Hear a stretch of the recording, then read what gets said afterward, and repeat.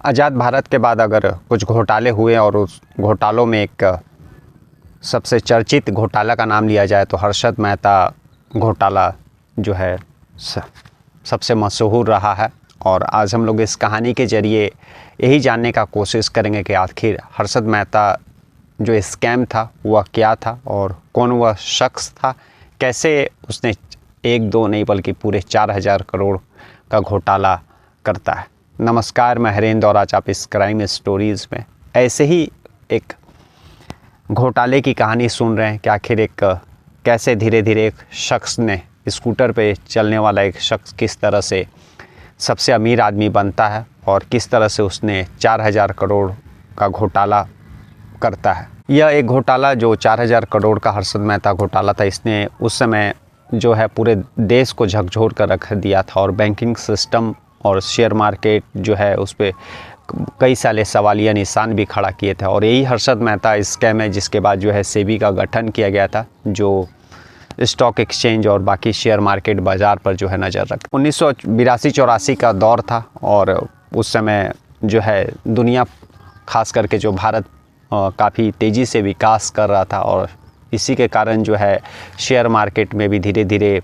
जो है बढ़ावा देखने को मिल रहा था और जो है भारत में भी आर्थिक नीति का जो है बदलाव हो रहा था। आर्थिक नीति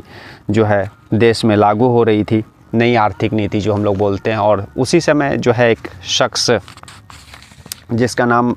रहता है हर्षद मेहता, राजकोट में उसका जन्म हुआ था और उसके बाद जो है शुरुआती पढ़ाई उसने वहीं की। उसके बाद फिर वहाँ से वह राजकोट और राजकोट के बाद रायपुर और रायपुर के बाद फिर जो है मुंबई पहुँचता है। उसने बीकॉम तक पढ़ाई की और वहीं पर जो है एक फाइनेंस कंपनी में बतौर सेल्स बॉय काम करने लगा। कुछ समय वहाँ जॉब करने के बाद फिर जो है वह नौकरी छोड़ देता है सेल्समैन का और उसके बाद फिर जो है एक यही ब्रोकर के पास जो है शेयर मार्केट का जो ब्रोकर, स्टॉक का ब्रोकर जो होता है उसके अंडर में वह काम करता है। वहाँ पर भी कुछ काम करता है और कुछ दिनों तक उसके बाद फिर वह नौकरी भी उस छोड़ देता है। पैकेट में उसके एक पैसे नहीं थे लेकिन सपने जो थे उसके बहुत बड़े बड़े थे।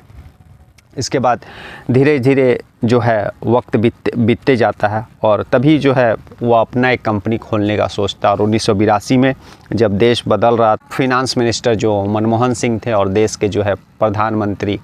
पीवी नरसिम्हा राव थे और नई आर्थिक नीति अब बन रही थी, शेयर मार्केट में लगातार बढ़ाव मतलब ऊंचाइयाँ देखी जा रही थी। तभी जो है हर्षद मेहता जो है उसी शेयर मार्केट में कदम रखता है और बाकायदा अपना एक कंपनी बनाता और उस कंपनी को जो है बॉम्बे स्टॉक एक्सचेंज में जो रजिस्टर्ड कराता है। और देखते ही देखते एक आम घर का लड़का किस तरह से इतना अमीर हो जाता है कि उसका जो है नाम और फ़ोटो जो है मैगज़ीन और अखबारों में छपने लगता है। कहाँ एक छोटा सा घर से वह मुंबई आया था और वहाँ पर जो है उसका एक आलीशान घर, आलीशान बंगला, गाड़ियों का शौक़। जब कभी वह निकलता तो उसके पीछे जो है गाड़ियों का काफ़िला निकलता था। लोग देख कर के मतलब उससे रस खाते थे। मतलब बहुत सारे लोग यह सोचते थे कि आखिर इस क्या चीज़ है यह लड़का, आखिर इसके पास इतना पैसा आया कहाँ से। तो बहुत सारे लोग जो थे हर्षद मेहता से उस समय जलते भी थे, लेकिन बहुत सारे लोग यह भी मानते थे कि उसने अपनी मेहनत और उसको इतना नॉलेज है कि वह शेयर मार्केट में जो है पैसा लगाता है और उससे ही पैसा वह कमा करके आज इतना एक आम लड़का से आज इतना अमीर आदमी बन गया है। सबसे पहले आपको यह बताते चलते कि हर्षद मेहता तब सुर्खियों में आता है जब उसने एक शेयर को ख़रीदा था जिसका मूल्य 200 रुपया था उस कंपनी का शेयर। और जब हर्षद मेहता ने उस शेयर को ख़रीदा और ख़रीदने के कुछ ही दिनों के अंदर जो है उस शेयर का मूल्य जो है 9000 हो जाता है, यानी 8800 रुपये का फ़ायदा। अब हर्षद मेहता धीरे धीरे जो है शेयर मार्केट और स्टॉक मार्केट में जो इस तरह के जो लोग पैसा लगाते उन लोगों के लिए एक गुरु के माफिक हो गया। अब लोग इस ताक में रहते थे कि हर्षद मेहता किस शेयर में पैसा लगा रहा है ताकि वे लोग भी उस शेयर में पैसा लगाएंगे और जाहिर सी बात है कि वह जिस शेयर में पैसा लगाएगा उसका दाम उस समय ऑटोमेटिक बढ़ने लगता था और कई लोग जो है इससे प्रॉफिट भी कमाने लगे और अमीर आदमी भी बन गए। और धीरे धीरे हर्षद मेहता जो है न्यूज़पेपर और इस तरह अखबारों में जो है कॉलम भी लिखने लगा कि कौन सी शेयर मार्केट में उन लोगों को पैसा लगाना चाहिए और कौन सा शेयर का दाम बढ़ेगा। तो इस तरह से मिला करके यह कहे तो वह शेयर मार्केट का जो बाज़ार रहता है, शेयर मार्केट का जो फील्ड रहता है उसमें एक गुरु का जैसा हो गया था। और उसके कदमों पर, उसके कदम चिन्ह पर चलने वाले बहुत सारे लोग थे, बहुत सारे ऐसे शख्स हो गए थे जो जानते थे कि हर्षद मेहता ने जिस शेयर को ख़रीद लिया, जिस कंपनी के शेयर पर हाथ रख दिया, वह जो है शेयर का दाम जो है नीचे से आसमान की ओर पहुंचेगा। और इसी के कारण जो है वह शेयर मार्केट के फील्ड में एक अलग ही अपना पहचान बना चुका था। लेकिन सबसे बड़ा यहाँ सवाल बहुत सारे लोगों के उस समय दिलो दिमाग में आता था कि आखिर शेयर मार्केट में भी पैसा कमाने के लिए एक कोई भी शख्स हो, उसको पैसा चाहिए। जब तक वह पैसा नहीं लगाएगा तो वह पैसा अर्न कैसे, मतलब प्रॉफिट कैसे कमाएगा। तो यह सारी चीज़ें बहुत सारे लोगों के दिलो दिमाग में आती थी, लेकिन कोई शख्स जो है इस चीज़ का उतना अंदर डीप नहीं गया और वह हर्षद मेहता का इस जो चालाकी या फिर इस दिमाग तक नहीं पहुंच पाया। लेकिन तभी एक जर्नलिस्ट रहता है, वह भी, उसके दिमाग में भी यह बात पहुंचती है, उसके दिमाग में भी यह बात आती है और फिर वह हर्षद मेहता का जो है सारा उसका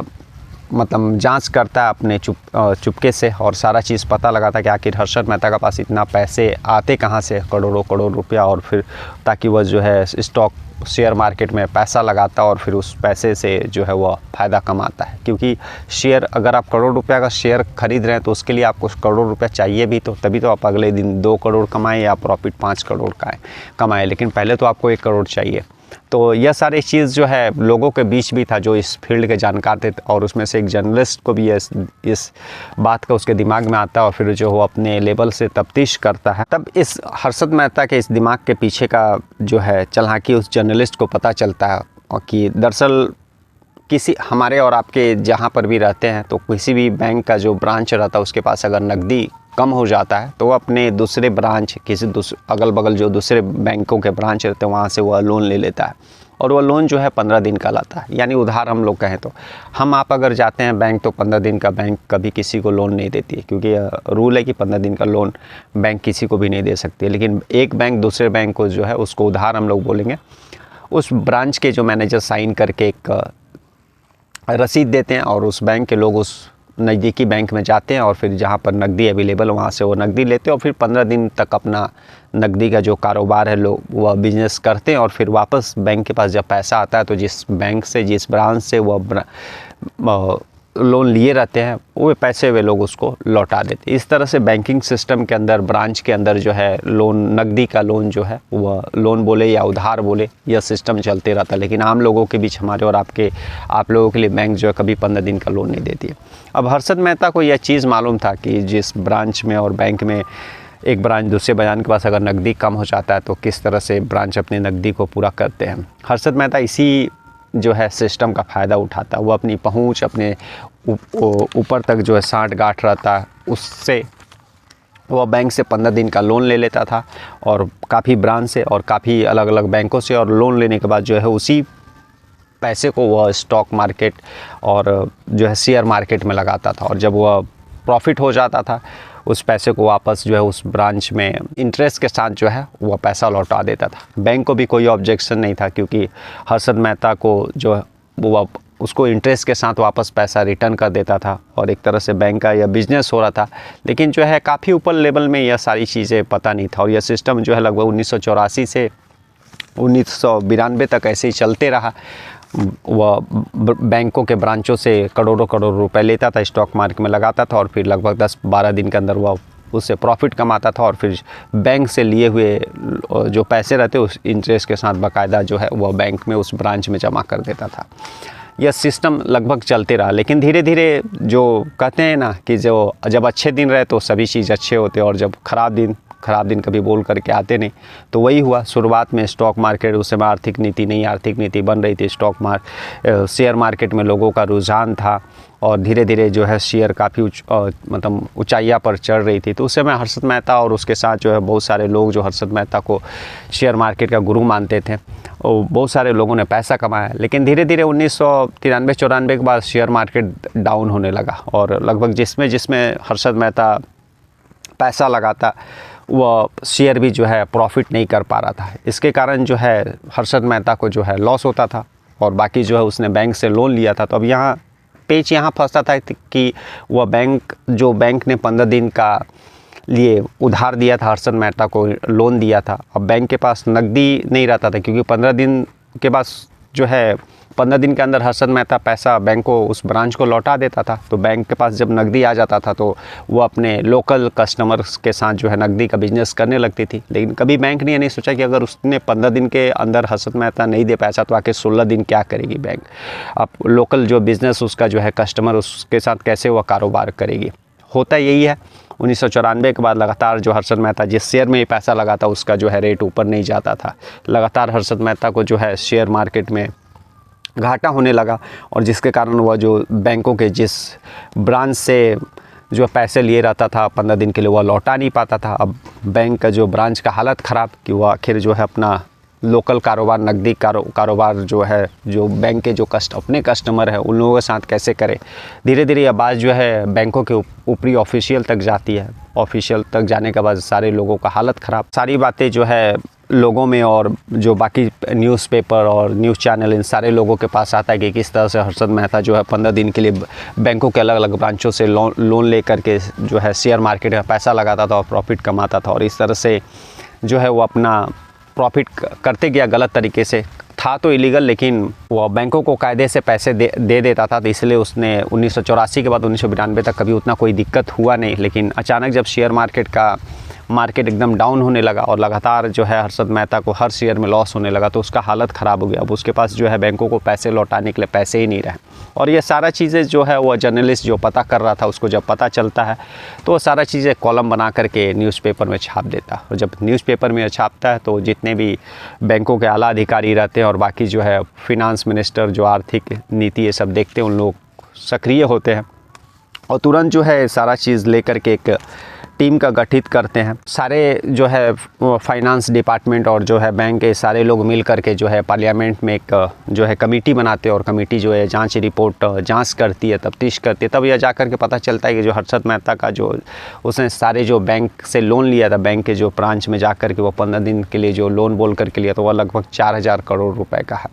और जब यह पता चलता है तो बैंकों के साथ साथ जो है फाइनेंस डिपार्टमेंट का भी हालत ख़राब कि इतने बड़े जो है फ्रॉड किस तरह से इतना वर्षों से चल रहा था। और फिर उसके बाद से ही जो है एक सेबी बनाया गया जो स्टॉक मार्केट और शेयर मार्केट पर नज़र रखती है कि किस तरह से लोग उसमें पैसे लगाते हैं और वह पैसे कहाँ से आ रहे हैं। जो शख्स उस शेयर को ख़रीद रहा है उसका मतलब स्रोत भी देखते हैं। तो इस सारा को लेकर के उस समय एक सेबी बनाया गया और जब तफ्तीश वगैरह सारा जब उस कमेटी ने जांच और तफ्तीश किया तो पता चला कि 4000 करोड़ रुपए का जो है घोटाला है। उसके बाद हर्षद मेहता को जो है गिरफ्तार करके जो है जेल भेजा गया और लगभग पूरे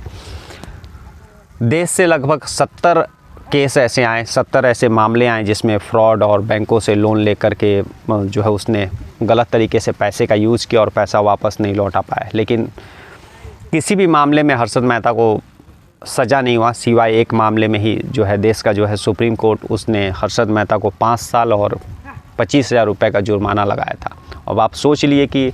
जब अच्छे दिन थे, जब बहुत सारे लोग, लाखों लोग जो हर्षद मेहता को गुरु मानते थे शेयर मार्केट के, उस समय हर्षद सारे लोग जो है यह नज़र रखते थे कि हर्षद मेहता किस शेयर पर ख़रीदता है, किस शेयर कंपनी के शेयर पर हाथ रखता है और उसका देखा देखी बाकी और लाखों लोग जो है शेयर खरीदते थे। लेकिन जब ख़राब दिन आए तो भी लोग वही शेयर खरीदते थे जो हर्षद मेहता ख़रीदता था। लेकिन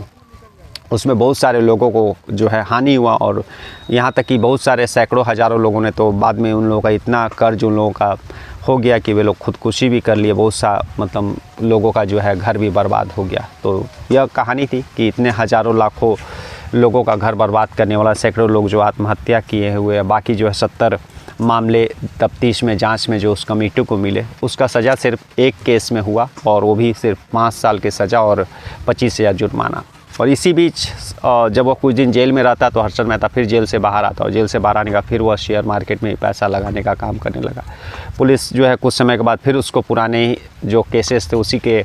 सिलसिले में उसको उठाती है और फिर गिरफ्तार करके जेल भेज देती है। और उस समय वह जो है थाने के जेल में था। तभी कुछ दिन जेल में रहने के बाद जो है उसका 31 दिसंबर 2001 को रस्मी तरीके से मौत हो जाता है। अचानक उसके सीने में दर्द होता है और हॉस्पिटल पहुँचते पहुँचते तक जो है उसका मृत्यु हो जाता है। तो इस तरह से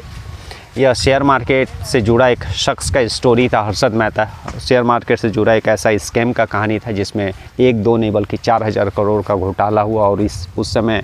1994 के समय में यह जब घोटाला सामने आया था तो पूरे देश को झकझोर कर रख दिया था। और कैसे एक शख्स जो एक आम इंसान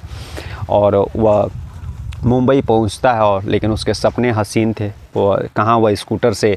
जो है सवारी करता था और कभी आज वो पैसा कमाने के बाद उसके बाद जो है आलीशान बंगलों और